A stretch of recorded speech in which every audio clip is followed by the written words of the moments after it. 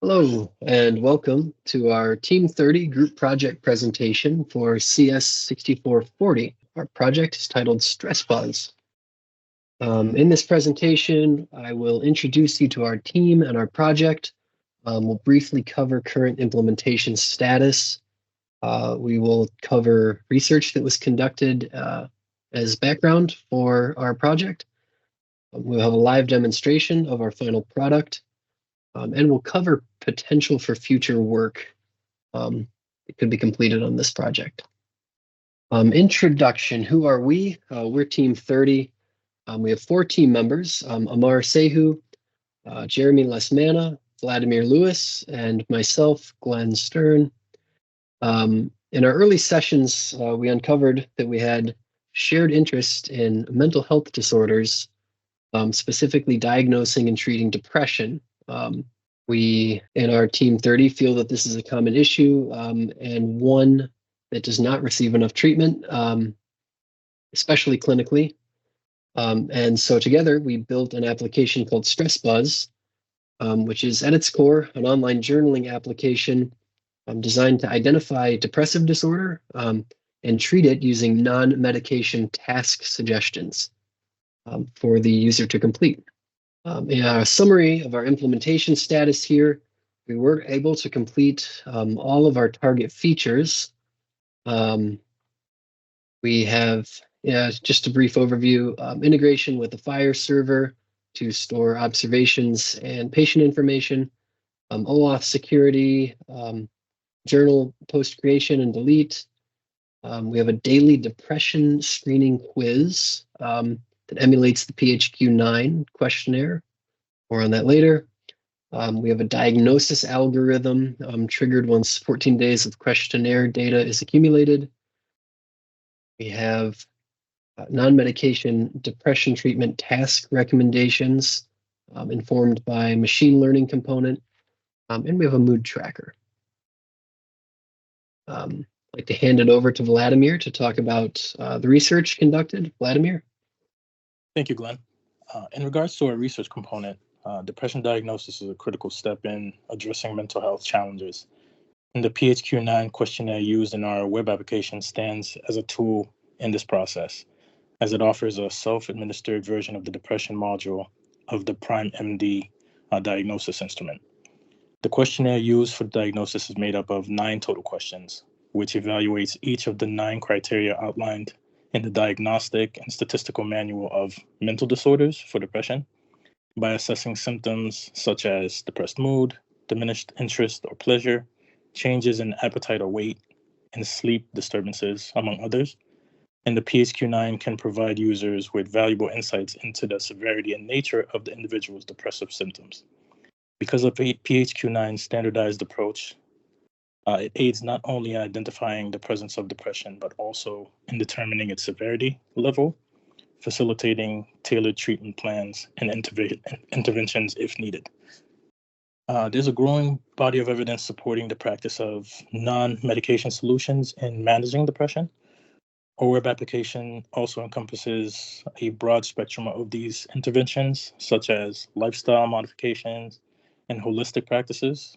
Cognitive behavioral therapy, for instance, has demonstrated significant success in addressing negative thought patterns and behaviors associated with depression. Furthermore, interventions such as regular exercise, mindfulness-based stress reduction, and dietary changes have shown promise in improving mood and overall well-being. What distinguishes these non-medication options is their accessibility and affordability, often requiring no financial investments and minimal professional guidance.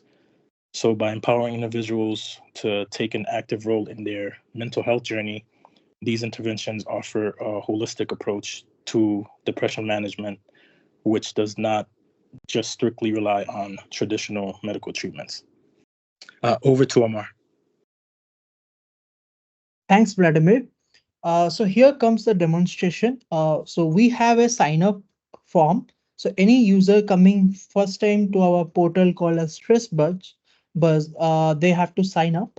And if they are already having the credentials, they can just simply click on this and log in. So for sign up, we have certain information that is being captured. So I'll first give my email address. Uh, this is my email address. I'll give my first name. And the data which we are giving it over here, it also gets stored in the FHIR server, which we have hosted over AWS. And this whole portal is also hosted on AWS, both UI and the backend. And we are connected to the AWS DB. I'll choose a good password for me. Then we have a check that it should be 6 characters long. So that's what I'm following. I'll just put an address.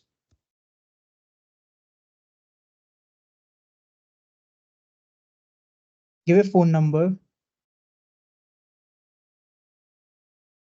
And we have made sure that this portal is for people who are above 18 years of age. So if we select some date which is within like 18 years or something, it will give an error like the way you saw just now.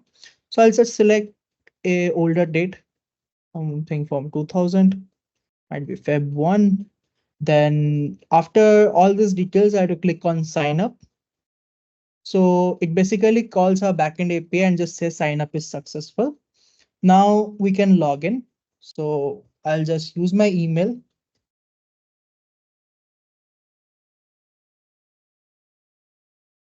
And this is what we see once we log in. Now on the left hand side, we have our profile picture. Like it's a dummy picture. It's assigned to everyone. Currently, we don't have a feature of updating the profile picture, but that might be taken up in the future context. So we have the birth date shown over here, which is 1st of February 2000. Then we don't have any mood as of now captured. So once we fill up this questionnaire, we'll be having the mood captured. As Wladimir discussed, that we have a PH9 questionnaire. This questionnaire is based on that PH9 scale only, and the mood is calculated on that basis itself.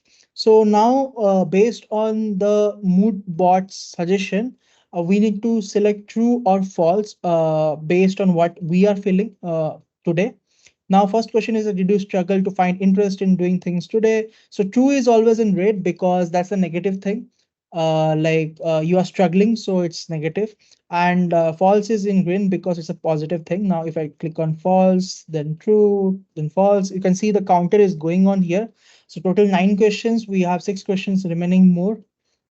Just putting the details, and there we go. We have submitted our response. Let's refresh the screen. If I refresh, you can see the mood is neutral, and immediately based on my inputs, it just given me a task that you need to go through. So I can see a task over here, and also there is a feature where you can post certain things like how you are feeling, what's up with you today. So I'll just post something. I am feeling awesome as I am giving a demo. This is something I can write. So I'll just post it. And if you see, the post came in. Like I'm feeling awesome as I'm giving a demo. Now, if I don't want to see it or I am not willing to keep it, I just can delete it like this. Now, as you can see, there is no diagnosis available. Diagnosis is available only after 14 days of data that we capture. Now, as this task came in, we can click on this thing and we can upload a picture, whichever one we like. Like it just says that draw a picture of a favorite animal. I can draw as of now, but I have a picture already ready. I'll click on this and I'll click on upload. So what happens? Basically, it uploads the picture and it comes in the feed. So this is how it works. Now, what we will be doing, as we don't have 14 days during this demo, we'll be using a SQL script to load the data in our database for 14 days. 14 days of this questionnaire, true, false, based on the PH9 questionnaire. And then we'll see how the diagnosis is getting predicted. So we have a script over here, a SQL script, which basically inserts the true and false in randomized order If you see, it just checks the true and false in a randomized order, and it loads for 14 days with an interval of 1 day. So it will basically load for today and for the last 14 days in the DB, in the table called as app question submissions, where we store all our records for the questions 1 to 9. That's what this SQL talks about. Now I'll just simply execute this SQL. And if you see, 135 rows got inserted. Now let's see in the question submission. You can see the data has been populated here. Now, again, let's see how we can see the diagnosis. So back to our portal. Again, we have to punch in the credentials. So when we punch in our credentials, it works on a concept of OAuth 2.0, where a JWT token is generated on the backend side, and that JWT token is used for further API calls, which makes sure that we have a proper authentication and authorization mechanism. Now punch in the password.